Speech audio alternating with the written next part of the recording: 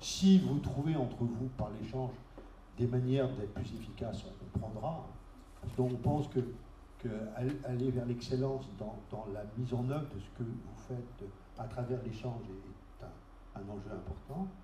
Mais moi, c'était quand même l'occasion, à travers les équipes ici, mais je pense que le boulot que vous faites ailleurs est aussi de bonne qualité que ce qu'ont fait les équipes ici, c'est de saluer honnêtement le boulot qui est fait, et surtout ne pas confondre les difficultés de ces quartiers, et le CUC c'est la même chose, hein, tous les dispositifs qu'on évalue en ce moment. J'ai fait la même remarque aux gens qui sont venus m'interroger sur le CUC. Je me dis, attendez, surtout, ne déstabilisez pas des choses qui marchent bien en faisant des constats de difficultés sur des sujets dont vous n'avez pas la maîtrise.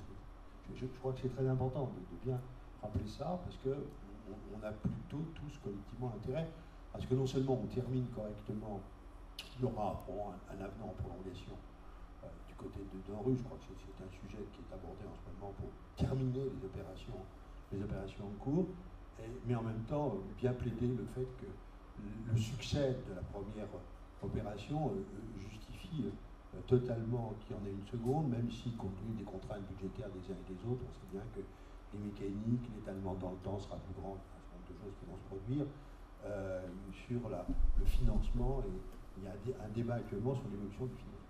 Voilà ce que je voulais un peu vous dire en introduction, et étant entendu que toutes les idées, les propositions, les améliorations que vous pourrez formuler à travers ces rencontres, on les mettra en musique, mais mon introduction était l'occasion pour moi de saluer le boulot qui a été fait ici, mais j'imagine que c'est de la même qualité ailleurs, et surtout, défendons la procédure, la mécanique, y compris au moment de l'audit, parce que les jugements négatifs qu'on peut porter sur la situation n'ont rien à voir avec le boulot que vous avez fait les uns et les autres, en tirant, je crois, le maximum de ces dispositifs. Un dernier mot, ici on avait plaidé deux choses qui étaient un peu originales.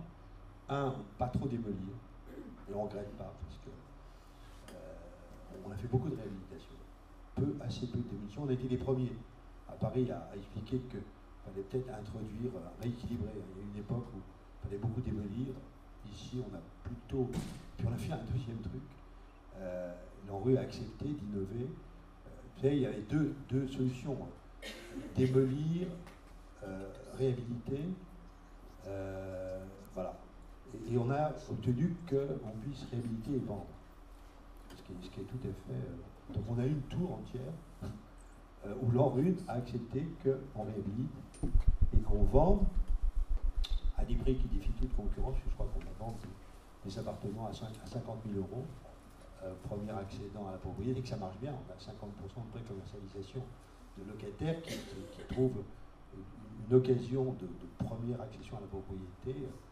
Et donc ça, comme on n'a pas de copropriété dégradée chez nous, à Paris, ils étaient un peu inquiets de nous autoriser à ça, parce qu'ils avaient des situations très différentes des nôtres. Mais je salue aussi le fait que l'ANRU nous ait écoutés. Je dirais là-dessus. En plus, on est un peu écoutés. C'est-à-dire quand on va et qu'on explique que l'originalité du territoire implique qu'on démolisse moins, qu'on réhabilite plus, et qu'au lieu de simplement avoir le choix entre démolir et réhabiliter, qu'on puisse réhabiliter et vendre, qu'on soit entendu par l'agence, bon, ça vaut un